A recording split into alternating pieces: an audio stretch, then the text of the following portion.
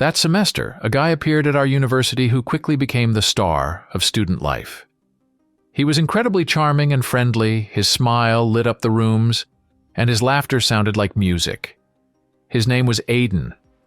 Aiden was tall and athletic with bright blue eyes and light, almost platinum blonde hair, which made his appearance particularly memorable. He wore stylish yet casual clothes that emphasized his good sense of style and ease. In lectures, he always sat somewhere in the center of the auditorium, actively participating in discussions, which further enhanced his presence. Aiden quickly gained the trust and sympathy of the students. He skillfully conversed on any topic, from academic questions to the latest news in the world of music and cinema. It seemed like he knew something interesting about everything, making his company especially desirable. His talent for networking and maintaining dialogue made him popular among students from all faculties. Despite his popularity, few knew about his past. Where he came from and why he chose to study here remained a mystery. Some rumors suggested that he might not even be a real student, but rather a visitor or even part of some social experiment. But these speculations were never confirmed. Over time, I also managed to become friends with Aiden.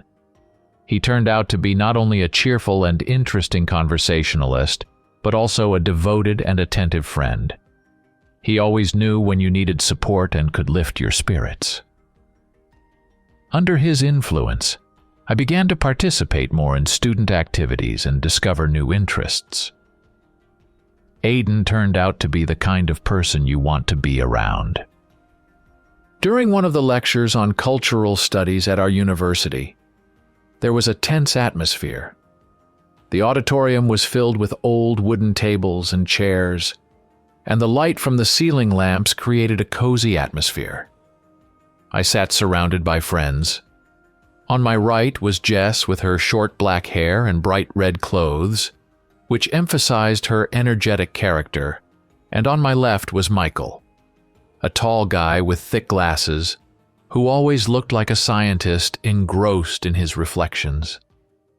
The professor, an old man with thick gray eyebrows, spoke about the dark sides of cults, their manipulative methods, and the harm they could bring to society. The whole class listened attentively, busy taking notes. At the forefront of the stage was Aiden, who usually seemed calm, but that day was an exception. He closely followed the lecture and suddenly decided to join the discussion. Aiden raised his hand and began to argue with the professor. He argued that not all cults bring only harm and cited examples of communities that helped people find meaning in life and support in difficult times. The professor met his arguments with doubt, igniting a lively discussion. Aiden insisted that every person has the right to choose what to believe in, and that the possibility of some cults having a positive influence should not be categorically denied. The debate continued until the end of the lecture, drawing more and more students into the discussion. Some supported the professor while others spoke in defense of Aiden. When the bell rang, the students did not rush to disperse and remained in the auditorium for a long time, discussing what they had heard. After the lecture, we left the auditorium. Aiden, still not cooled down after the lively debate, walked alongside us. It was evident that the topic of the discussion had deeply affected him. And suddenly, as if casually, he changed the subject and invited us to an event organized by his family. It was supposed to be a special ritual, part of which, according to Aiden, we could become. The word ritual made me freeze for a moment. My first thought was, is this some kind of sect? However, Aiden quickly dispelled our doubts, reassuring us that it was just a family tradition and that we should definitely attend, as it would be truly interesting and fun. His confidence and charm did their job. It was impossible to refuse such an invitation. We agreed, after all, it was Aidan who invited us. Under the influence of his enthusiasm and my curiosity, it seemed that the upcoming event promised to be something special. After Aidan said goodbye to us, he gave us the address and time of the event, which was supposed to take place tomorrow on a day off. We all went home, full of anticipation and curiosity. On my way home, I decided to find out more about the place where we were invited. Entering the address into a search engine, I discovered that it was a huge estate belonging to the Vanderbilt family.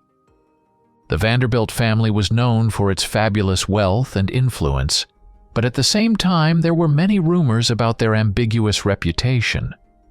Some said they donated huge sums to charity and supported the arts, while others whispered about strange, almost secret gatherings held behind the closed doors of their impressive mansion. I was particularly intrigued by the information about the dark secrets of the family. According to rumors, the Vanderbilts were associated with various occult practices and mystical rituals. It was said that within the walls of their mansion, rituals were held, the roots of which went back to ancient times, perhaps even to medieval Europe or ancient Egypt. Some sources claim that the family kept unique artifacts and rare manuscripts related to alchemy and astrology, and also conducted experiments on the verge of fantasy and reality, seeking to unravel the secrets of eternal life or contact with other worlds. Furthermore, I found mentions online of strange disappearances of people in the area of the mansion, although I couldn't find any official evidence or investigations related to the Vanderbilt family.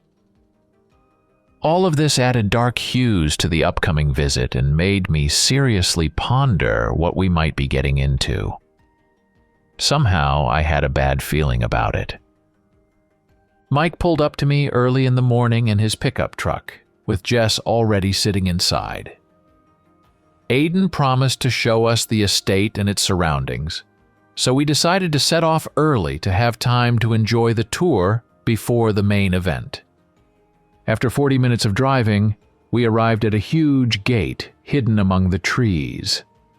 The mansion itself was not visible behind the gate, indicating the significant size of the estate. The gates automatically opened after our signal, and we slowly drove forward onto the greenery-covered property. The road led us through a small forest that enveloped the entire area in the soft shade of its branches. The trees were old and mighty, with thick trunks and lush foliage, creating the feeling that we had entered some ancient fairy tale world.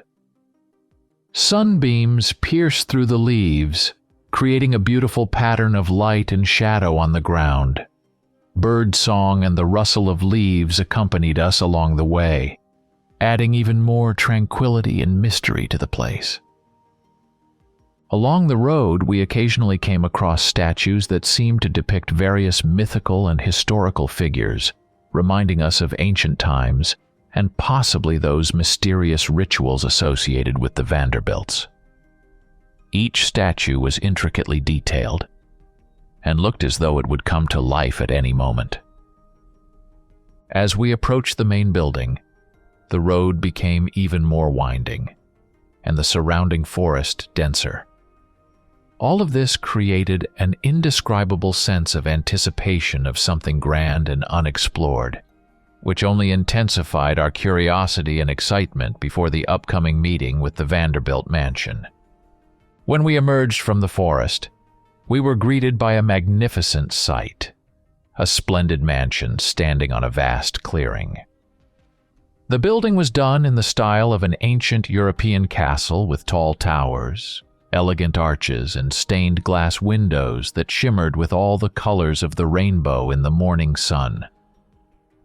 The facade of the mansion was adorned with light-colored stone, giving it a majestic and yet welcoming appearance. We parked near the main entrance, where we were met by a man in an elegant dark blue uniform. His hair was neatly combed back, and his demeanor exuded strictness and professionalism. He was the butler who, with a slight nod of his head, invited us to follow him. Upon entering, we found ourselves in a magnificent foyer, where every detail of the interior spoke of the wealth and refined taste of the owners. The floor was marble with inlays, and the walls were adorned with expensive paintings and draperies made of silk and velvet. Crystal chandeliers hung from the ceiling, softly diffusing light throughout the space. The furniture was antique, and every chair and table seemed like a work of art. The butler led us through several luxurious halls to the dining room, where a large table was set, and Aidan was already sitting having breakfast. The table was lavishly laid out, silverware, porcelain dishes, and crystal glasses. The air was filled with the aromas of freshly brewed coffee and warm croissants.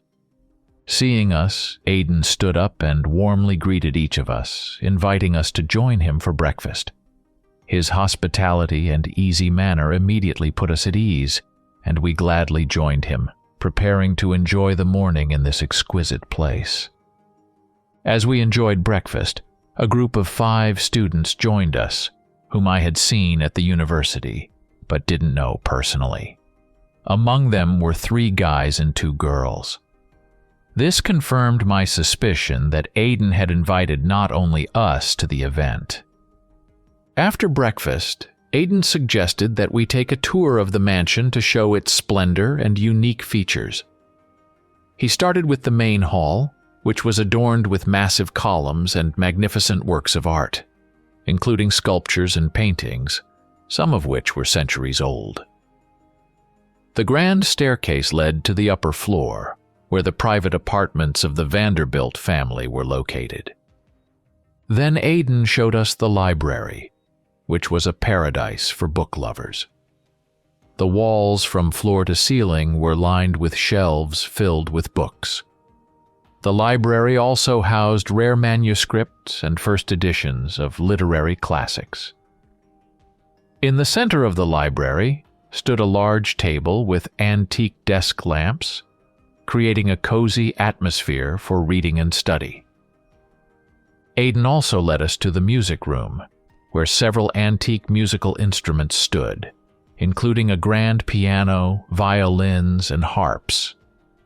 The walls were adorned with portraits of famous musicians and composers, and antique gramophones and other musical devices were placed in the corners. Completing the tour, Aidan showed us the winter garden, which was full of exotic plants and flowers. The spacious glass enclosure allowed the sunlight to flood inside freely, creating perfect conditions for the plants. In the center of the winter garden stood a fountain, surrounded by comfortable benches along its perimeter. After we finished exploring the house, Aidan suggested we relax by the pool, located in the backyard of the mansion. This place looked like the perfect spot for relaxation. A large sparkling pool with shimmering water surrounded by sun umbrellas and comfortable loungers. Around the pool, blankets were laid out and tables were set with light refreshments and snacks. Cool drinks, fresh fruits, cheeses, and light snacks were prepared, perfectly complementing the lazy afternoon time. Several local cocktails adorned the table, adding color and merriment to our relaxation. We spent several hours enjoying the sun, swimming in the pool and chatting about various topics, from university matters to plans for the future. Aidan turned out to be a great storyteller and a cheerful companion. The atmosphere was relaxed and friendly. New acquaintances were made, and even those whom I had seen at the university but didn't know personally began to feel like old friends. As the sun began to dip towards the horizon and the light became softer and more golden, our day by the pool was suddenly interrupted. The butler approached us, politely asking everyone to follow him. His tone was serious, hinting at the importance of the upcoming event. Slightly puzzled but still in good spirits, we followed him, anticipating a new turn in this already unforgettable day. The butler led us through winding corridors of the mansion to one of the side wings, where a secluded room was located. It was a spacious hall with high ceilings and deep windows, which were tightly curtained, creating a mysterious semi-darkness in the room. The walls were lined with dark wood, giving the interior a sense of strict elegance.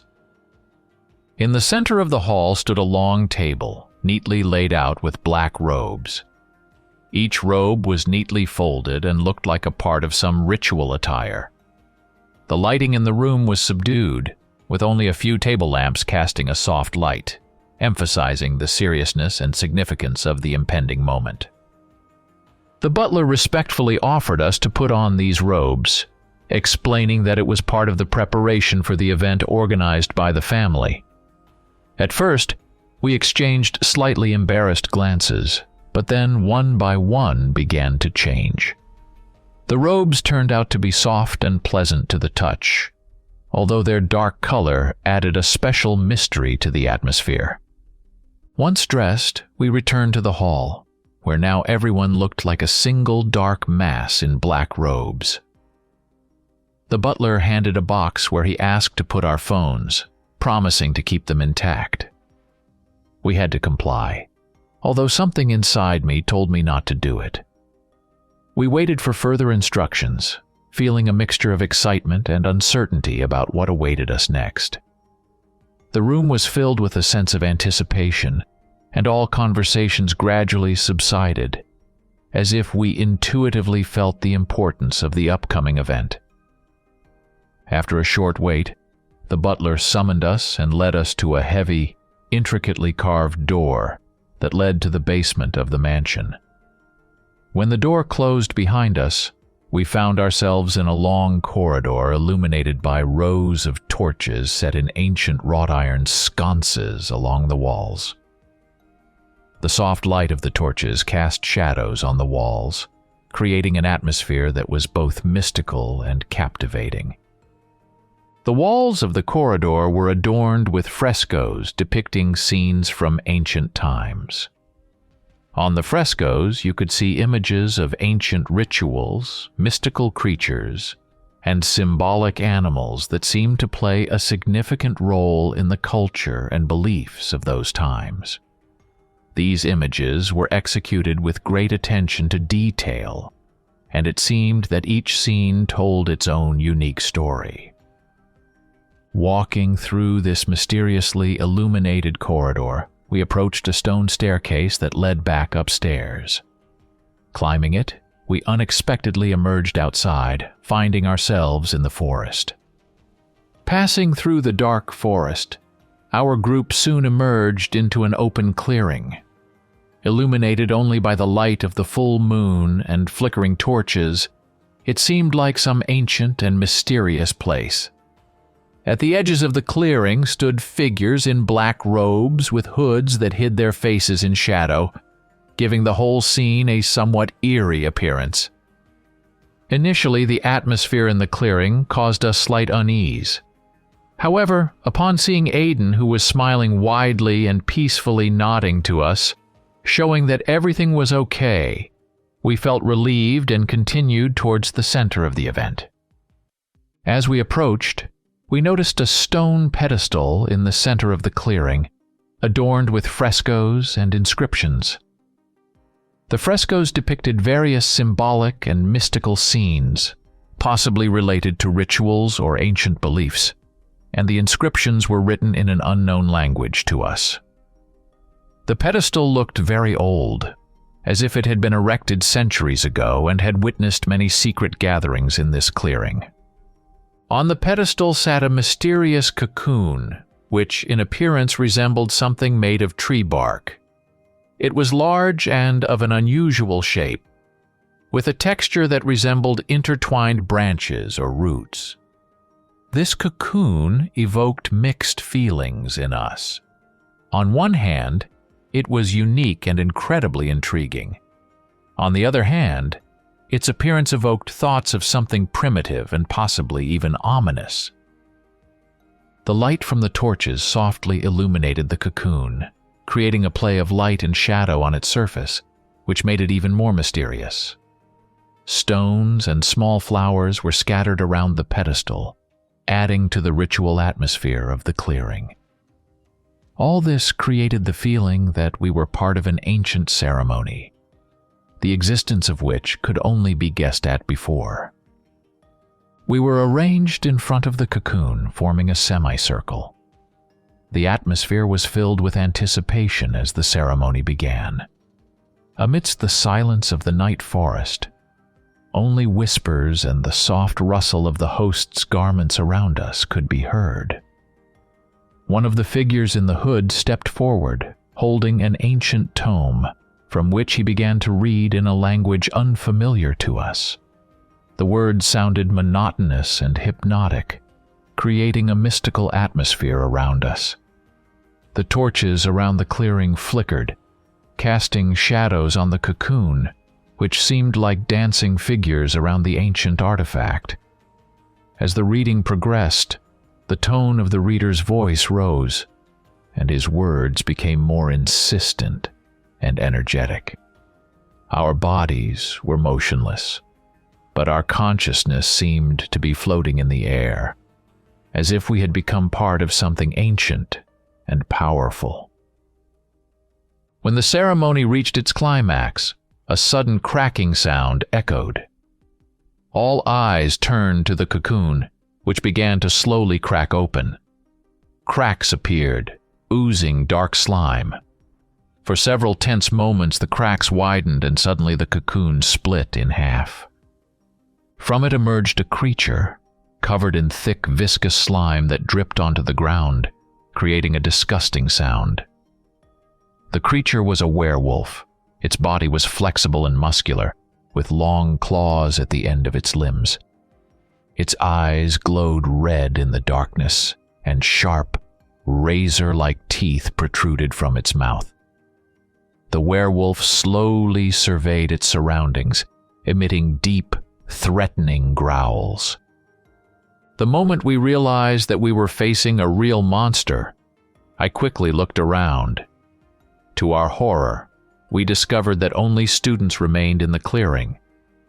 The hosts, who conducted the ritual, had silently disappeared, leaving us alone with the newly awakened creature. Panic began to grip us as the werewolf took its first uncertain steps, adjusting to its new existence. Fear enveloped us all as we realized we were trapped with a newly awakened werewolf. The air was saturated with horror, and none of us could force ourselves to move. Hearts pounded in our chests, and a real noise filled our ears from our rapid breathing and the loud beats of our own hearts.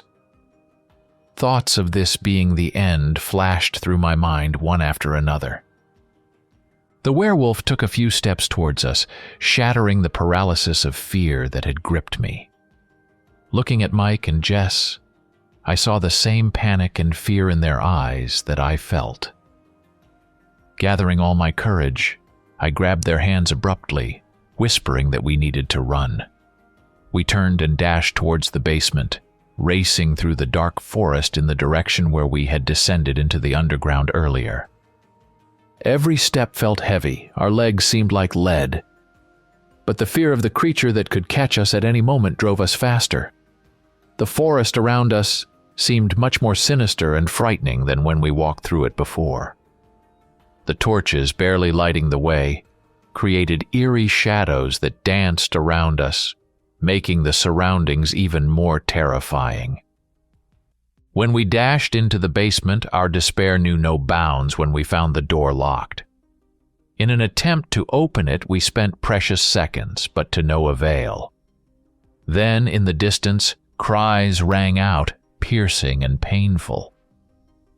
In the silence of the night forest, they sounded particularly terrifying, and it was clear that the monster had caught someone among those who remained with us.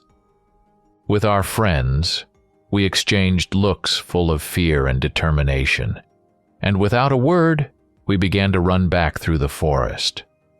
The night was dark, and every rustle and creak of branches under our feet made us look back. It seemed that something was chasing us, every sound making our imagination paint the scariest pictures. The forest was thick and dark, and in the darkness, we could barely make out the trail. We ran, stumbling over roots and tripping over uneven ground, our hearts beating in time with our fast steps. The fear that the werewolf could catch us any moment added speed, and we moved faster and faster, barely catching our breath. Every sound in the forest seemed like an alarm, and we were afraid to even stop for a moment to catch our breath. However, after an exhausting run through the night forest, we once again came across the mansion. The light from the lanterns at the entrance seemed like an oasis of safety after our nightmarish ordeal. We slowed down only when we reached the building, still breathing heavily, looking back at the dark trees, which now seemed less threatening in the light of the lanterns. For a moment we thought we were safe, but the feeling of anxiety and fear still gripped our hearts.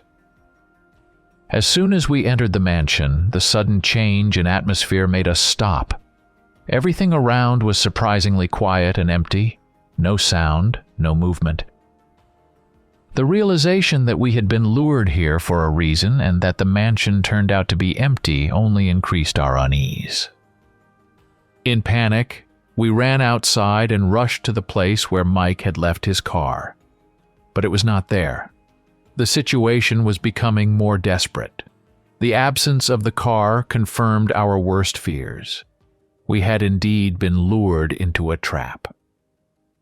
Gathering our courage, we decided that the only way was to try to escape from the mansion through the main gates.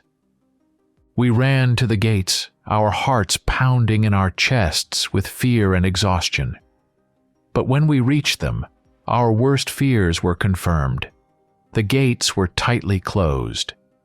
Coming closer, we realized that they were controlled by an automatic system, and without special access or a code, it was impossible to open them.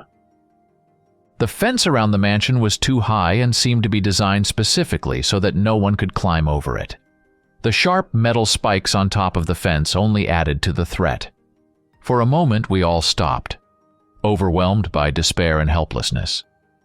The situation seemed hopeless, and the fear that the werewolf was still on the loose made us feel even more vulnerable. At that moment, we realized that our chances of survival were extremely slim if we didn't find another way to freedom or a way to contact the outside world.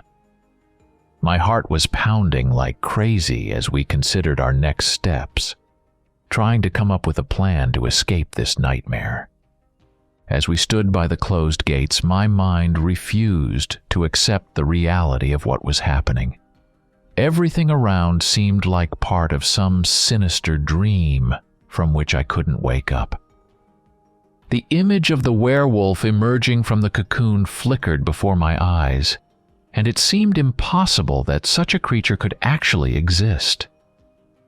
A nervous silence fell over the forest surrounding the mansion, broken only by the rustle of leaves and distant, indistinct sounds that made us jump at every noise. After discussing the situation, we decided that staying outside was too dangerous, especially if the creature was still nearby. It seemed safer to return to the building, where we could at least close ourselves in and try to find another way out or a way to call for help. Returning to the mansion, tension mounted with every step. We approached the entrance door when we noticed something on the threshold in the dim light. Coming closer, we saw a horrifying sight. The torn body of one of the students who had come with us lay on the threshold. Her clothes were in tatters, and a pool of blood surrounded her body. Her belongings were scattered on the ground, indicating a struggle before death.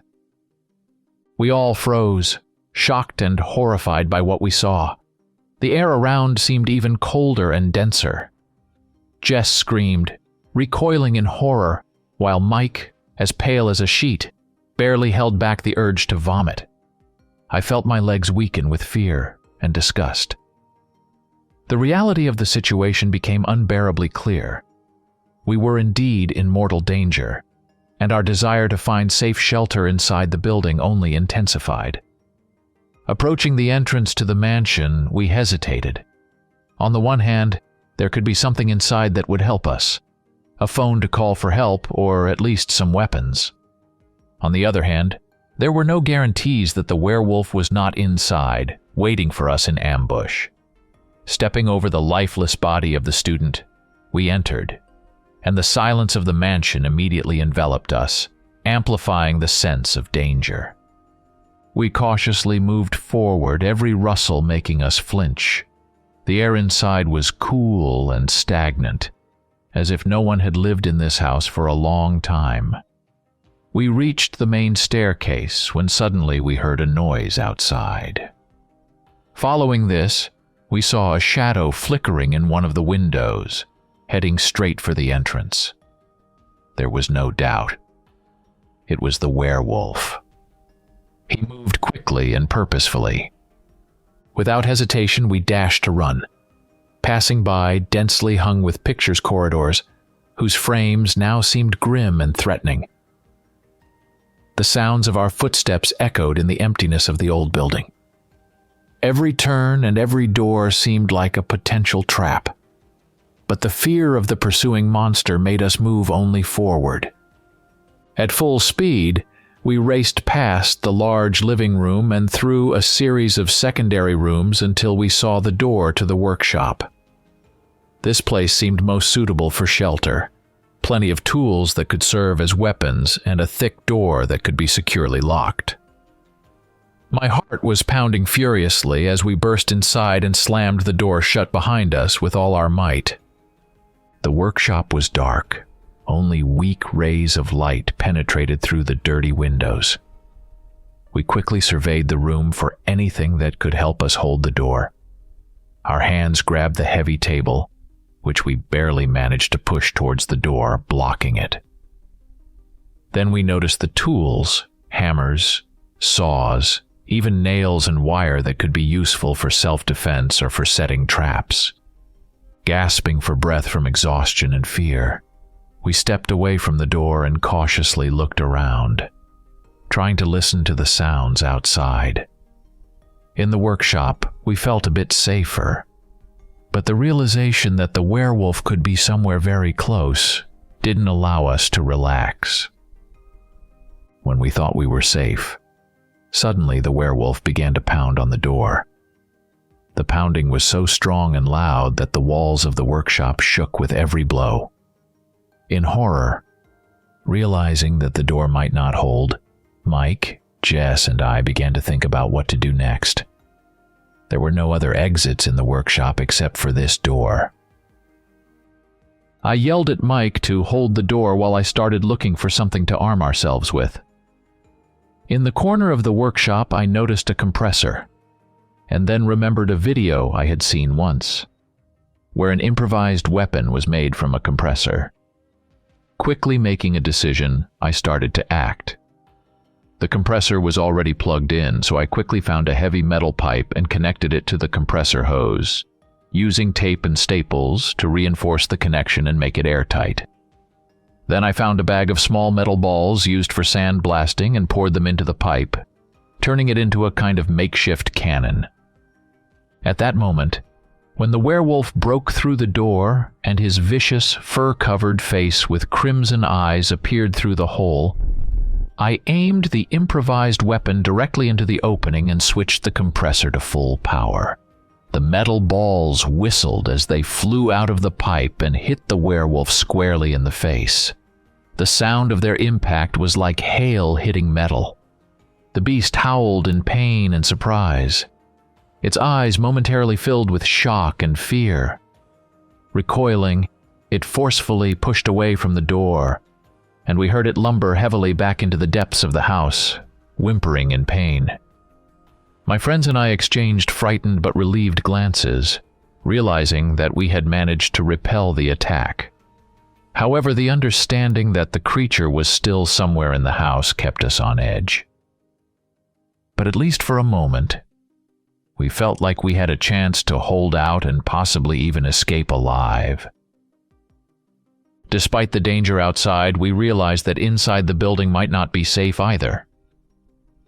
My friends Mike and Jess tried to stick together, attempting to maintain composure in this chaotic situation. It was then that I noticed a radio on a shelf in the corner. With relief, I picked it up and turned it on, trying to tune the receiver to any working channel. To my surprise, the radio immediately caught a signal. I listened in on the conversation of two people who, apparently, were well informed about what was happening. One of them mentioned that the cameras showed that half of us were already dead, while the other laughed and added that if the creature fed well, it could undergo transformation, after which they could come out of hiding. I was stunned to recognize Aiden's voice, the one who had dragged us into this nightmare. He discussed our fate with an invisible interlocutor as if it were inevitable. Aiden's betrayal hit us like a cold shower. We realized that we had been lured here specifically to become prey for the monster. All this time, Aiden and his accomplices had probably been watching us from a safe hiding place, possibly not far from here. At that moment, I felt not only fear but also anger. Looking at the frightened faces of Mike and Jess, I realized that we needed to act. Despite the fear, we couldn't let these people use us like this. We had to retaliate. Whether it was madness or desperate bravery, adrenaline surged through me at that moment, ready for anything. We armed ourselves with crowbars and other heavy tools from the workshop. Stepping outside, we were relieved to find no one around. The calmness around us provided temporary relief, but we knew that safety was still not guaranteed. Exploring the area, I noticed a suspicious cable running along the ceiling, leading to another part of the mansion. This cable could be part of a surveillance or communication system leading to the hiding place. We decided to follow it, constantly listening for any sounds in the surrounding silence. After a tense search, we finally reached a door that looked reinforced. Attempts to pry the door open with crowbars caused too much noise, and we realized that we needed something more powerful. Mike quickly ran back to the workshop and returned with a hydraulic jack and a cutter. We used the hydraulic jack to create initial force and slightly move the door away from the frame, while the cutter was perfect for cutting through the metal of the door. Slowly and cautiously, trying to control the level of noise, we began our work. The hydraulic jack struggled to move the heavy door, creaking under the load, while the cutter emitted sounds of metal burning as we tried to make a hole large enough to penetrate inside. Damn, we made too much noise. That creature must have heard us. We needed to hurry. When we finally managed to cut a hole in the reinforced door and pushed it open, we were met with something unexpected. Behind the door was a room full of people in black robes, the same faces we had seen at the beginning of the event. Only now, they didn't look as friendly and calm as before. They held weapons aimed directly at us. We instantly realized the seriousness of the situation and dropped all our tools, raising our hands as a sign that we wouldn't resist. One of the figures, standing closer, silently gestured for us to enter. It seemed that something terrible awaited us, when suddenly a noise erupted in the room. I turned around instantly and saw the werewolf, the same creature we had encountered before, leaping towards the room. Reflexively, I pulled Jess and Mike to the ground, and all three of us collapsed. The monster rushed past us, crashing into the group of people in robes. Chaos ensued. Screams and gunshots filled the air. People panicked, trying to stop the creature, which, furiously and wildly moving, attempted to attack everyone in its path. Taking advantage of the confusion, we began crawling towards the exit of the room, trying not to attract attention and avoid getting hit. As soon as we were outside the room, we got up and ran back to the workshop, which had once served as our shelter. My heart pounded in my chest from fear and adrenaline. Making it back to the workshop, we struggled to close the door behind us and leaned against it, trying to catch our breath and come to our senses after the ordeal we had just endured. Now our task was clear. We needed to find a way to finally escape from this place, or at least keep our distance until it was clear how this situation would unfold. After spending some time in the workshop, silence fell. Deciding that we couldn't hide anymore, we gathered our courage and resolved to check what had happened in that room. It was madness, but we were prepared to do anything to uncover the truth. Slowly, cautiously, we returned to the room where chaos had erupted earlier. Opening the door, we were met with a horrifying sight. Dozens of mangled bodies lay everywhere, the floor and walls drenched in blood. Among the wreckage and bodies, we recognized Aiden. He lay with a surprised expression on his face, as if he couldn't believe what had happened to him. In the center of the room now stood a cocoon, pulsating wildly in red. Everything was so strange and frightening that we stood there, unable to tear our gaze away from the sight. Then an old man emerged from the shadows, holding a gun aimed at us. He slowly approached the cocoon, not lowering the gun from us. I remembered that there was another person in the house who had communicated with Aiden over the radio, and apparently it was him. He looked at our shocked faces as if he were enjoying this situation. "You're probably wondering what all this is for," he calmly began. "When it matures, it can be turned into a concoction that prolongs life." He glanced around at the bodies, shaking his head, and continued, "Of course, it's a pity that my kin perished, but I'll breed new ones. They're to blame for their carelessness." Stunned, I couldn't help but shout, "How old are you?" The old man smiled and replied, "A couple of centuries already. How do you think I managed to amass this wealth?" Standing in shock, listening to this news, we realized that we had stumbled into a story where life and death were intertwined with ancient dark secrets. The old man continued to stand next to the cocoon, keeping us in his sights, and we had to decide how to proceed in this hopeless and dangerous situation.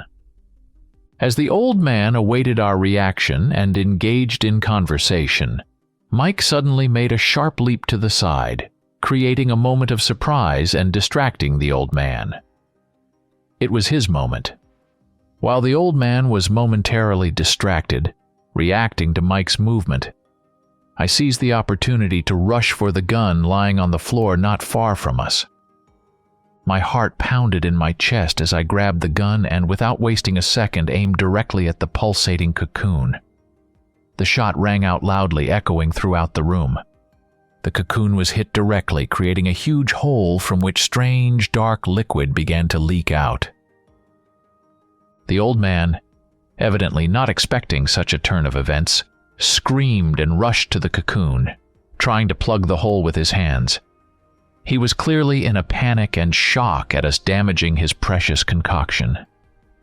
Desperation was evident in his eyes as he tried to save what, according to him, had given him life for centuries. But suddenly, a human hand burst out of the hole in the cocoon, pale and adorned with strange symbols. It grabbed the old man with unexpected strength and began to pull him inside. The old man screamed, trying to free himself, but the hand was relentless. We stood in shock, watching him struggle, but soon his body disappeared completely inside the cocoon. After the old man vanished, the cocoon seemed to seal itself, becoming firmer and motionless.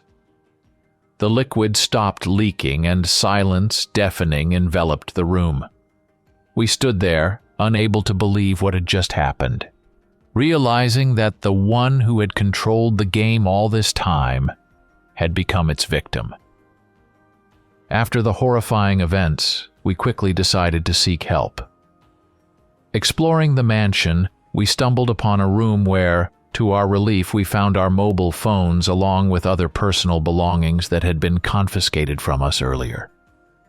Quickly confirming that the phones still worked, we immediately called the police. Describing the situation and providing the exact address, we were assured that help was already on the way. When the police arrived, the mansion was thoroughly searched and we were interrogated. Giving detailed accounts of all the events, from Aiden's invitation to the horrifying discoveries and the final struggle with the cocoon, we tried to remain as precise and collected as possible despite the stress and shock we had endured. The investigation took time, during which we gave statements several times, trying to help reconstruct the full picture of what had happened.